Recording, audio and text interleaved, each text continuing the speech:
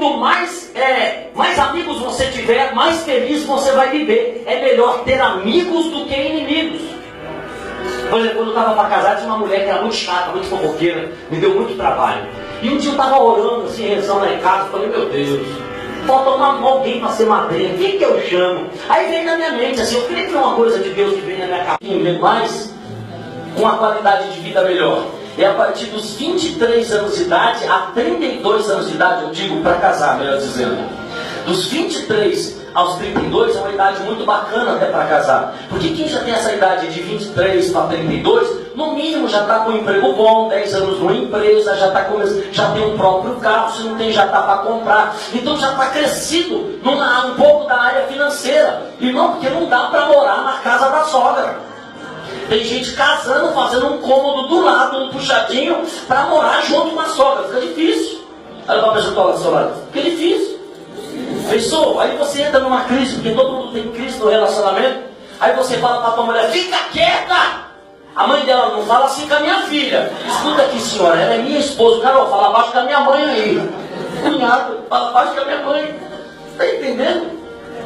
No dia que você estiver casado, morando lá, tudo junto, tudo grudado, aí ela se frustra, então ela um causa trauma no outro. E aí as moças começam a dizer, homem não presta, é igual saco de lixo, cada esquina tem um, homem não vale nada, não, que não quero saber de homem não, homem eu prefiro ficar solteira, não. E tem uns que falam, vou virar lésbica, é melhor, porque não, lésbica é melhor. Aí namora com uma moça, viu dois dentro do olho dela, brigou com a outra também. Porque o problema não está em ser homossexual, em ser lésbica, o problema está na maturidade.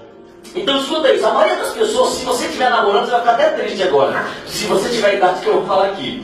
Dos 11 aos 17, 98% que não vai ser com essa pessoa que você vai casar. É uma regra? Não. Mas cada 1 milhão e 1 casa. Então 98% dos relacionamentos dos 11 aos 17 tem a chance de não dar certo e não vai ser com essa pessoa que você vai casar lá na frente. Então você percebeu que um namoro às vezes é até uma aventura? Ah, pastorzão. Aí ela se frustra, então ela um causa trauma no outro. E aí as moças começam a dizer, homem não presta, é igual saco de lixo, cada esquina tem um, homem não vale nada, não, que não quero saber de homem não, homem eu prefiro ficar solteira, não. E tem uns que falam, vou virar lésbica, é melhor, porque não, lésbica é melhor. Aí namora com uma moça, viu dois dentro do olho dela, brigou com a outra também. Porque o problema não está em ser homossexual, em ser lésbica, o problema está na maturidade. Então escuta isso, a maioria das pessoas, se você estiver namorando, você vai ficar até triste agora. Se você tiver a idade que eu vou falar aqui. Dos 11 aos 17, 98% que não vai ser com essa pessoa que você vai casar. É uma regra? Não. Mas cada 1 milhão e 1 casa. Então 98% dos relacionamentos dos 11 aos 17 tem a chance de não dar certo e não vai ser com essa pessoa que você vai casar lá na frente. Então você percebeu que um namoro às vezes é até uma aventura? Ah, pastorzão, a idade correta do namoro é a idade X. Muita gente pergunta isso, alguém quer saber qual é a idade correta do namoro? Quem quer saber? E só 2, não vou falar não. Escuta, qual é a idade correta para o namoro? Uma vez eu fui palestrar num lugar, vi um menininho de 9 anos e uma menina de 11 de mão dada. Chegou e falou, pastor, é essa aí, ora por nós. Eu disse, quem é? Sua priminha, menino, minha namorada. Eu falei, gente, nessa época eu estava assistindo o último capítulo da Caverna do Dragão, com essa idade. Estava vendo uma Pet Baby, assistindo outros Thundercats. Menino tem 9 anos, já quer namorar. Qual a idade correta para o namoro? Escuta isso. A estatística, a psicologia diz que as pessoas que namoram com 11, 12, 13, 14, 15, 16, 17...